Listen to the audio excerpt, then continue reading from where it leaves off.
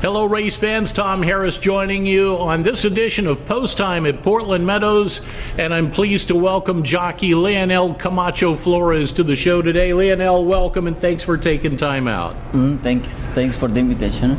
Leonel, you had a big win yesterday. Let's talk about that first. Time for a memory, a long shot. You went to the front, two-turn race. This horse settled in nice for you. Yeah, it's one of the speed horses. She's a natural speed, actually, and then being in a mile race, she had some time out, so that helps her to be more wanted to do it, and then she just sprint out of there. All I had to do is sit quietly, so I don't go too fast. Right. And then so I saved all a lot for finishing. I would say you did. Well. I would say you did, yeah. In fact, I was going to say it looked to me like that maybe she had a really nice breather down the backstretch and over to the far turn. You had an uncontested lead most of the way. Yeah, like she wasn't having any pressure, and then she was easy to rate. Yeah. So that was the plan. You get along with her, and then not to fight with her. Just try to slow her down. But yesterday everything plays off. She wasn't fighting me, and I wasn't fighting her. Good so deal. I saved a lot for. Very good. Yeah, and yesterday in the track condition looks like it's going to be about the same today. Of course, you never know till you get into the action out there. But yesterday the speed was holding good. It was really an ideal situation for her, and that pretty much played true most of the day. Yeah, exactly. It was like the same for every horse that has speed. The track was very wet, and then it wasn't as deep as it used to be. Yeah. So it was playing good for the speed horses. Certainly not a good day for the closers. If you were if you were well off the pace yesterday, you were in big trouble. But, well, some of them, they were closing, but not to win. Right. They were picking a couple pieces. But just enough to get up. Hey, Leonel, where did you get started in this race riding deal? Seattle, and here actually, I started in Seattle when I had the bag. I went to Walla Walla. I rode my first race in Walla Walla. How was that? Washington. Well, it was fun. It was pretty fun. It was pretty fun. I get to run like 10 horses. I won a race. Then after that, I went to Seattle. Okay. I rode a couple months there, and then I came here and I rode the whole meet here and Seattle been riding.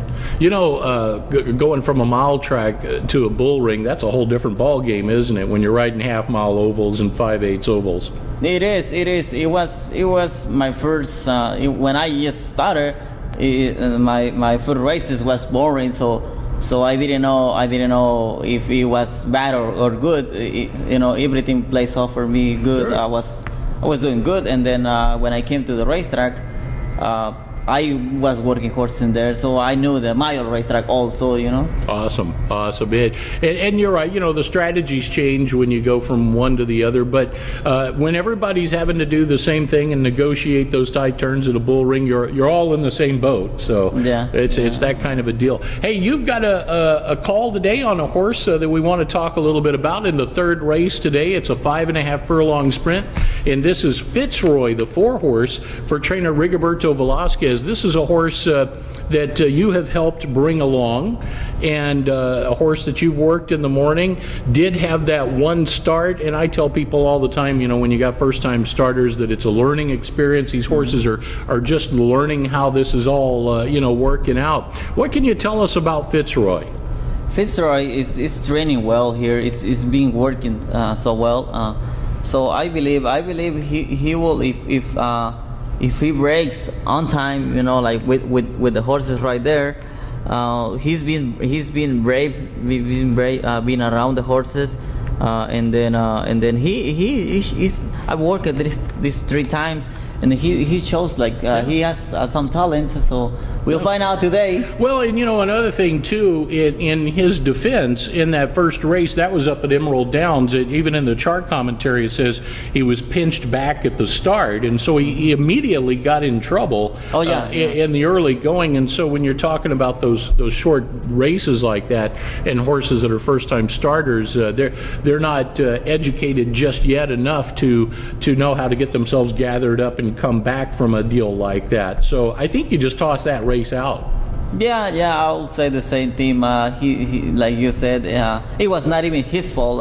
Yeah. We had a horse in the outside break a little bit to the inside, and we had a one hole, so it was too much for him going on at that time. Sure. And then, like you said, today is a different day. Today's a different day. Run better. I'll tell you what does jump off the page, though, is that workout that you had him there. It was a bullet workout, and I think you put a little more emphasis on these bullets when you're talking about 20, 30 horses working that distance that morning. In this case, Fitzroy had the best workout at a half mile out of 27 horses that morning, so that certainly says that he has the ability to get out and go. Mm-hmm. I think so, too. All right. Now, we've got to share a little bit of a funny story we were talking about before we came on.